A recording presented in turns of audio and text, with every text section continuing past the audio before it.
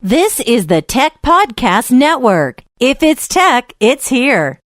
I'm going to show you Canon's new line of cameras that I think you're really going to love for producing a podcast or any kind of video media at home. You're watching CES 2014 coverage of the Tech Podcast Network. TPN.TV partners include Dropcam.com and their newest cloud-based web cameras. Visit TPN.TV/Dropcam. Hi, I'm Daniel J. Lewis from the Audacity to Podcast.com and Tech Podcast Network. Here at CES 2014, I'm at the Canon booth with David, marketing manager at Canon. David, thank you very much. Thanks, nice to be here. Now, I've been a big fanboy of Canon products. I love my Canon digital SLR. That is the only thing I shoot with, recommend. I don't even know your competitors' menu systems at all. I've grown up with Canon. I love Canon products. And for the podcaster out there, you have a new, completely different, reimagined camera. And I'd love for you to tell me about that. Oh, that's great, yeah. It is a fun new camera, the design that we've come up with. It's called the Vixia Mini X. It's a small little camera. It does still images at 12.8 megapixels, but it also does video at a full 1080p at both 30 and 24 frame rate. What is the storage medium for this camera?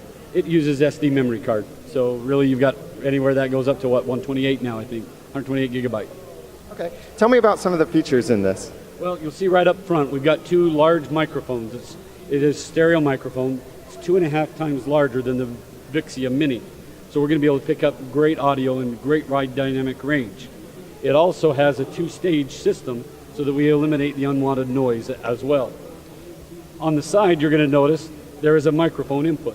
Which is great because all of us podcasters, we want to use our own microphone quite often, especially in a noisy environment like this. So thank you for putting in a mic input. No, it's great. Yeah, it's a nice welcome feature to this camera lineup.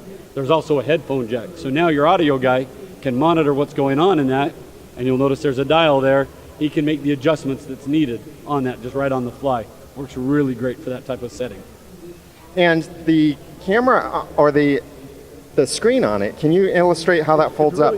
Yeah, it's really neat. It's many angles so that we can actually set that up and have it work whether we're doing an interview or if we're doing a separate podcast where the talent has to do the video work as well. I can reach up, see the screen because it's flipped and oriented right. I can touch and make adjustments that quick. In fact, it's got a crop mode, so if I'm talking and want to include the wide surroundings that we're in, I can do that, touch at the screen, it changes to a close-up mode, then focusing the viewer's attention on what I want to show. How does this camera perform in some of the low-light circumstances with the lenses that it has? It does great. It's got the Canon's Digic DV4 processor, which allows us to get into low-light situations very well. It's a processor we're very proud of. It runs in our SLR lineup. Now we have a DV version as well. And what's the aperture on this lens? That's an f2.8, so it works great in low light situations. And again, it has also a wide ISO range, so we can push that if we need to. Okay, is there any kind of limit to how long the video is that it can record?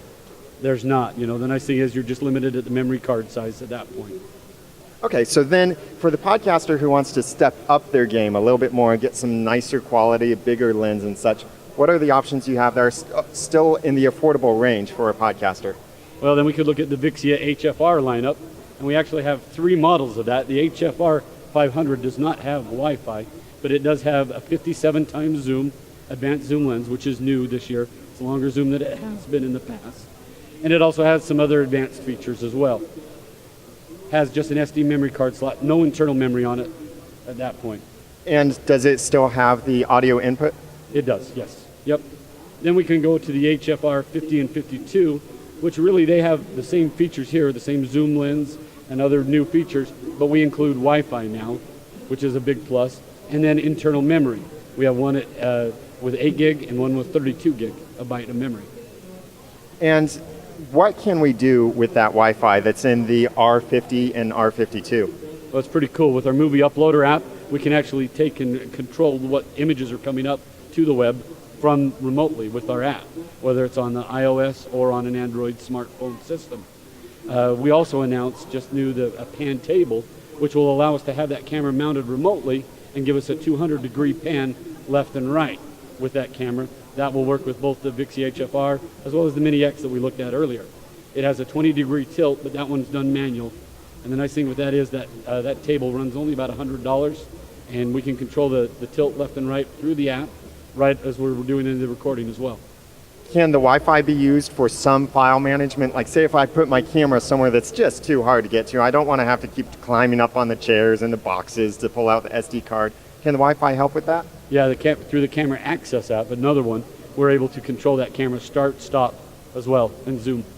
Great, so that makes it so much more convenient instead of the running back and forth, which I always do that because I shoot solo and I have to do the running back and forth with the SD card and it's a pain. So this would really simplify this.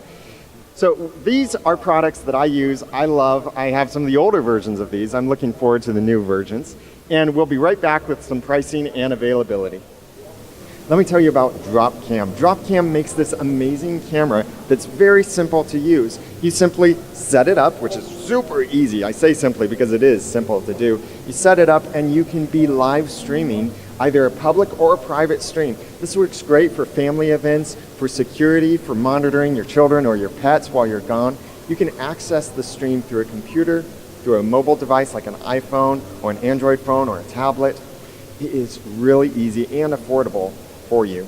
Check out tpn.tv/dropcam for more information and to order your own. That's tpn.tv/dropcam, and you'll discover how easy it is to set up and get up to 30 days of recording. tpn.tv/dropcam. All right, David, you've got some great products here. I love the Canon line. Tell us what kind of prices we'd be looking at for each of these models. Well, the Vixia Mini X that we talked about, that will be shipping in May, and that price point is $399. It's pretty incredible. That pan table that we talked about that works with that, only $100 more, and that includes the 110 power cord or a 2 AA battery option to use that to run and work. And that's very affordable. For 1080p video, that's a great price tag. Yeah, and keeping in mind that we've got all the other advanced features in there with embedded time coding, so we could use it as a B camera if we wanted. At that price point, it becomes really incredible. What about then as we step into the Vixia line? Okay, so we have the Vixia Hf R 500, which is the non-Wi-Fi version. There is not an SD card. There is an SD card slot, excuse me, but there's no internal memory. That one runs $299.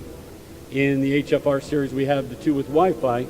We have one at $399 that has 8 GB of internal memory on it, and then one at 32 GB with at $449.